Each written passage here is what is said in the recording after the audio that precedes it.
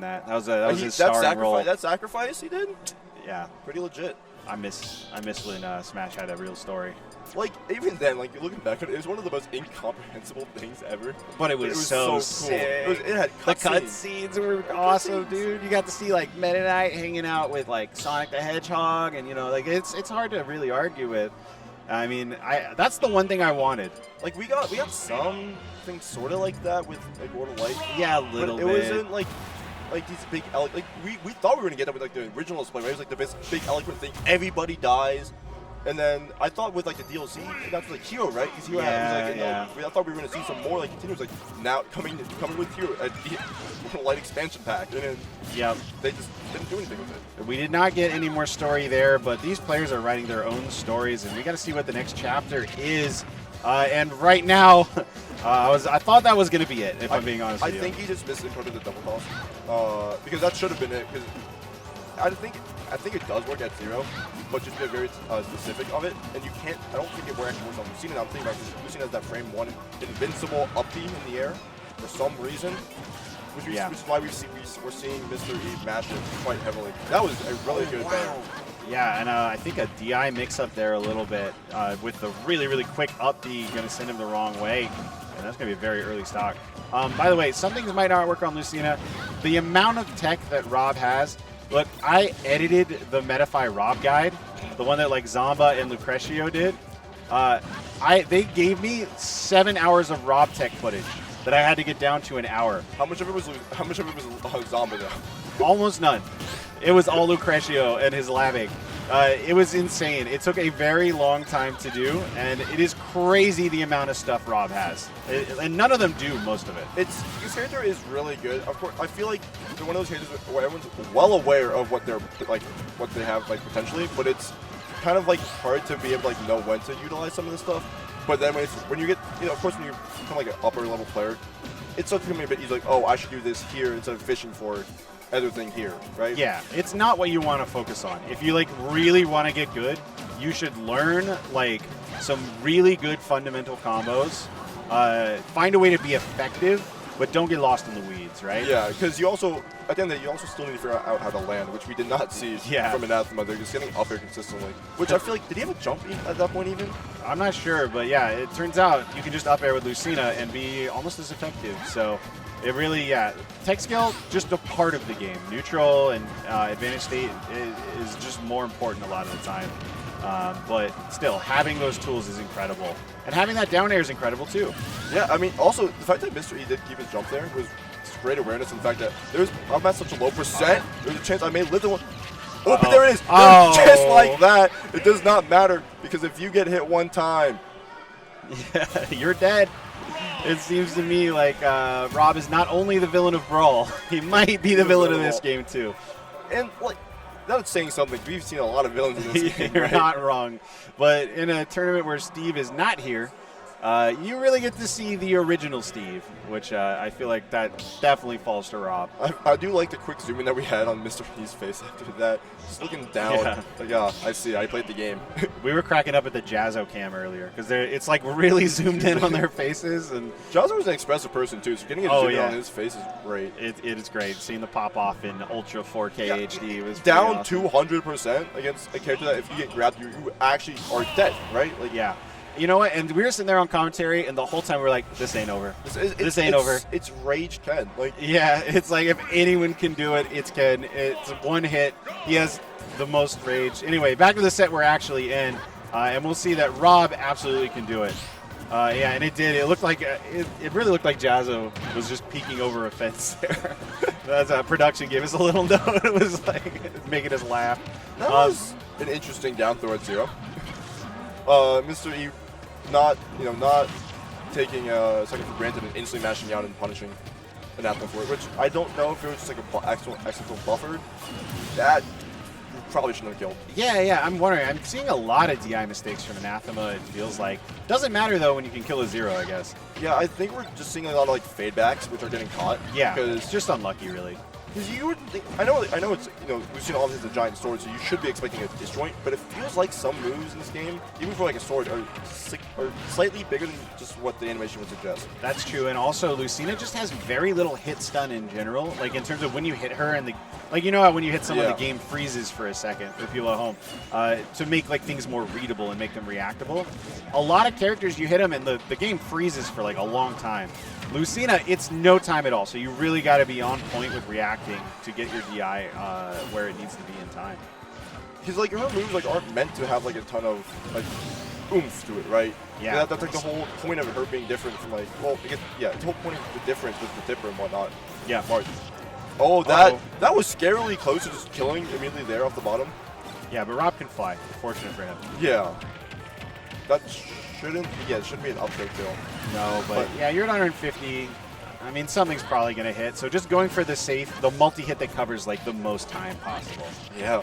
Oh, we didn't get the gyro recapture though. Oh, this is suddenly scary. We saw it last game, and a dare and then a 0 to death. Could it happen again? Yeah. Well, it should be an Edgeguard. Oh, Mr. saving the jump there. Can you get anything? No, you just need to go out there instead of going for like a drop down punish. But nice ledge trap though. Finds the timing on the neutral get up, so just an excellent reaction. Something I've noticed from watching like a bit of, oh, that was, he's okay. Yeah. Got it back there, but something I've watched from a lot of like Mr. E is, it's not necessarily like, it's a little bit of mashing, but it's kind of calculated in the sense that if he's getting hit, he knows what area he's going to press out of it for the best situation to get out, like to try to reverse with someone. Yeah, Lucina definitely a character who benefits from hitting a lot of buttons, but you do have to be very careful. Like, I don't think anyone would be out here saying that you can just willy-nilly swing. You have to use the sword to create space for yourself. Yeah. And that's kind of the whole point. Wow, like, look at the spacing there, the full drift back. One of the few situations where being floaty is actually a huge advantage, is being able to space aerials safely like that. Grid tech. Yeah, the techs have been on point 100%. Yeah, 162 on Smashville. That's... It may kill him now with like a little flip. Okay, I was about to say, Nair trade, I was like, wasn't Mr. E at 2 stocks? Like, yeah. I had a moment there where I was like, what? When did they lose that second one? But no, it's just going to be a trade kill there, a DBZ moment. And gonna be Mr. E's game there. We're going to a 1-1 situation. We got a set on our hands. We do. I'm trying to think. So we didn't start PS2. I don't think that was like an Anathema. Actually, it was probably Mr. E. Probably game PS2 now I'm thinking about it, because obviously I've seen from him hasn't started there. Yeah, I think it's really good for R.O.B. It's really good for R.O.B. Yeah, not only because you can kill at the top pretty early, and R.O.B.'s pretty good at doing that, but also because, everyone talks about how wide PS2 is, but yeah, there's no such thing as a small stage in this game. Yeah, Smashville's not even like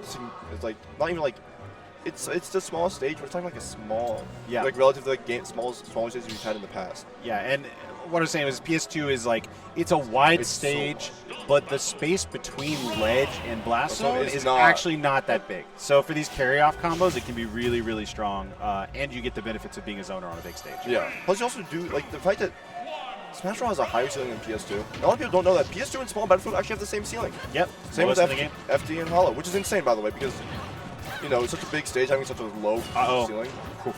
That was a really interesting idea to use that lead drop there, because if he can catch it, then that's gonna hit him off stage, and we saw Anathema floating forward to try to maybe get like if he gets the gyro, that can be a death off there. Wow! Right there. Yeah, that's one of those you just always throw out, and you're like, I hope it hits. And that time he just finds the timing. I think that move's only active for like 2 frames, so yeah, very precise. But right here, trying to wall them out, and that Nair is such a dangerous. I didn't realize, but she swings around 3 times. It's not 2, it's 3. Yeah, she goes forward once, then back and forward again. Yeah, it's actually really athletic of her. It's crazy the way some of the characters contort themselves in this game. But yeah, gonna be losing that stock with a nice little edge guard. No one's getting to high percent. Everyone's dying at like around 100. Yeah, but or 0. In the grab, they're gonna forward them actually. Fair. But this is something we've seen like Anathema struggle to do. Like mostly just due to Misery's pressure, right? Is to land. Like he has to start mixing things up, which we saw there. Obviously, he did. That sucks. Wait, how did that not grab? He was in the get up, animation. Although I do yeah. think maybe. Also, we've seen the clips like R.O.B's like arms being in shield, right? It's not grabbing. There's potentially just that. Like normally you can't grab people who are on the ground, but when you get a trip, you can. Trip, yeah, and you're not invincible during that. So Yeah, I think it was quite literally R.O.B arms being R.O.B arms. Yeah, that was very odd. But you know, maybe he didn't deserve to grab. Maybe Sakurai was being kind. Oh, But, that's a stock. Oh my really goodness. great gyro placement there. Being the awareness to like, oh, I can down tilt into this here. Yeah, and I mean, every single game so far has looked like it was going really well for Mr. E, and then just one interaction goes wrong. And we'll see if that can happen again here. Yeah. And there's your one interaction went wrong. You got nared, and then you were stuck in disadvantage the rest of that game. And I think that was one of the earlier kills we've seen in this set. Yep, that was. We've seen quite a few dare kills from both sides. From both sides, which I'm kind of surprised about because it feels like on Lucina's end at least, Lucina's uppy. It's so high up when she goes, but we're both competitors. We've seen R.O.B there at hitbox size. So not only the size, it's so active. That move's active for like 8 frames or something. It's ridiculous. Yeah. And in fact, also just a very side note, it sends outwards instead of like, so you can't even tech it consistently because it sends like, it's a move. It's in this game. Let me tell you that. Everyone I feel like it has their moment of being disillusioned with the game. Where they're like, I'm just gonna play R.O.B. So I had my week of playing R.O.B. and I kept on realizing, how do you get this dare? How do you do it? I kept trying to time it. I was like, oh, I keep like touching the stage, and I realized you just buffer it. You just buffer it. Like he like hovers there, so you really do just do a short hop dare. And R.O.B just kind of does the work for you. Like, this character's so good. My R.O.B phase is I would slightly run off then down air because of the boost, the slight boost of it. Yeah, you can get it. The fact that there's multiple ways to get it done, kind of crazy. But going back to Small Battlefield, which once I don't think was a bad decision. Small Battlefield probably among, if not the most neutral stage in the game. You get both these characters get so much off of it. Plus, we talked about how R.O.B likes his bigger stages. Mr. E doesn't have to worry about on the stage like small, which once again isn't necessarily small, but it's fine. It's a decent size where he doesn't have to like be chasing down R.O.B the entire time. He doesn't have to be walled out. But on Anathema's end, it also means that there was less space for Mr. E to actually run around, right? Yeah, we're seeing a sort of a masterclass in edge guarding, or sort of more ledge trapping here from Mr. E. And wow, I think he expected that to be untechable, but it was techable, and you're getting punished hard. Well, okay. Well, there he goes. Sure. Bye for now. Sure, why not? I do also think though, because most time we see when Anathema like does that, when he gets that tech, right, he will instantly like nair there, and then I think Mr. E was expecting that, but Anathema just jumped onto the stage, then did the nair first. Like so I think that was it was not exactly what Mr. E was expecting, and unfortunately though, he got naired at like a mid% at a perfect spot on that corner to get a side beat. I'm trying to think of an explanation for the SD there. I think he was just trying to stall out the invulnerability and just misjudged how much gas he had, which is an unusual flub for very unusual. Anathema. We know Anathema for being a bit more like the calculated side. I feel like what led him, like when he started coming up a bit more, like he's been around for a while before some of the Florida people yell at me saying he's actually been here since 2018, the first day, something like that, right? Yeah. But that is the melee hitbox. Speaking of melee, was something crazy. Yeah, they're popping off behind us for a melee. I don't know who can hear that, but there's something going on over there. Patchwork, a multi-game event. Game 5, bless it. Oh, wow. The up throw gyro into the side B, almost going to be taking that stock very early yet again. And how do you get past gyro? Swing at it, but it doesn't matter apparently. Yeah, it got past it. He's just like, I'm just going to put it back. Stop messing with my toys. Let's give him catch. That should actually be it. Yeah, just barely. Just barely. But the low stage on Small Battlefield going to help out with a little bit of rage. Yeah. Like, I'm talking about like it was an athlete. He's been like, when he started coming up a bit more, like we started seeing him more like as a summit, right? He started coming up those majors around when he started returning. People knew him for like those 0 to deaths, right? He was one of the more consistent at getting those technical like movement, his way he's like played around players with gyro. It was something we didn't really see that often from R.O.B. Which we saw like a lot of like players utilizing R.O.B as more like a raw talent phase, which is kind of funny to say talk about R.O.B, right? But they saw him like, playing more funnies around him, with a little bit of tricks here every now and then. But Anathema was the one who's like, I have all that plus more. Yeah, and Mystery was an excellent CI there to survive, but getting duffed in the jaw Don't matter. That's an insane move. Imagine being like R.O.B having all these tricks and you just duff someone as as one of your main, like, not main, one of your options. Low-key Crom F tilt. Like, not really, but... Oh, wait. Okay. Messed up the toss there. And the up B going to come out and get him out of there. But I like that from Anathema, potentially reading, like, a rollout there. Dude, he keeps going for this, and Anathema techs it and then reverses the situation every time.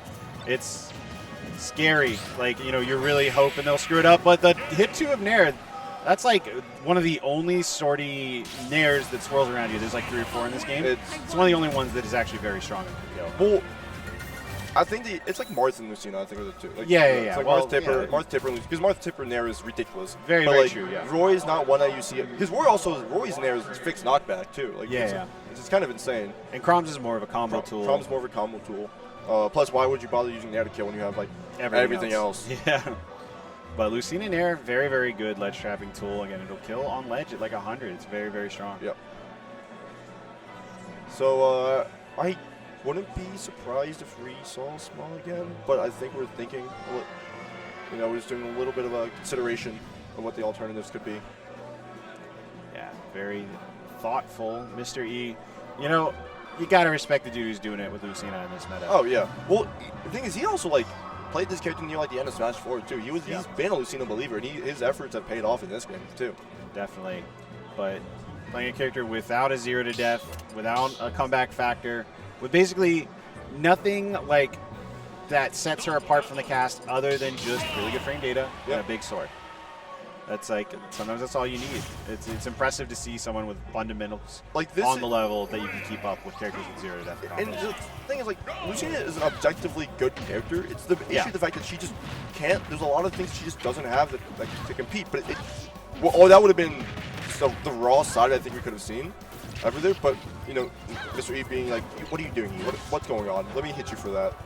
Yeah, I feel like a lot of the things people complain about with, like, Palu are actually true of Lucina. Where it's just like she's like one truly BS move away from being completely broken, like I root for her. I want her to succeed in this meta. Oh yeah, because it's tough out here. We've seen.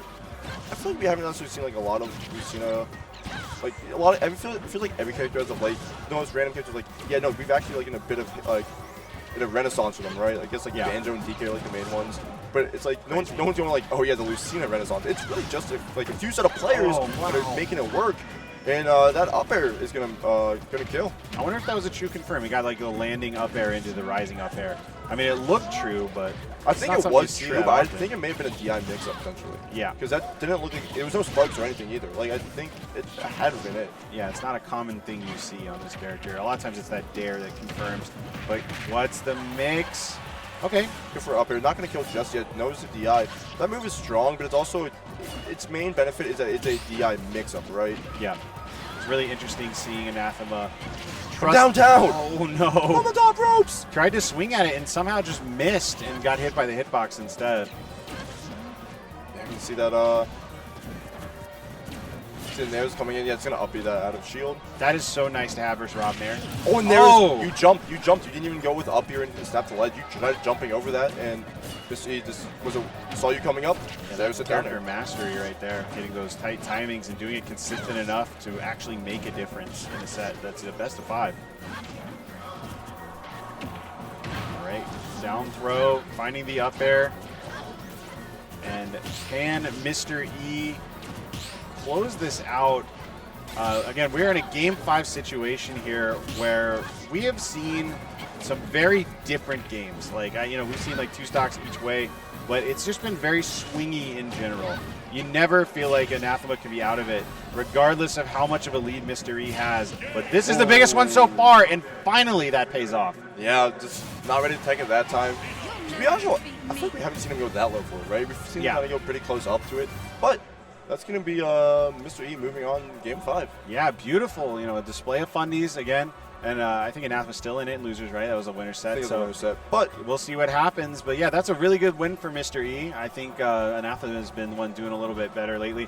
But yeah, while we're here, let's do a shout out to Daddy's Den. Daddy's Den 15, back from a 19-month hiatus. This is a two-day tournament with ultimate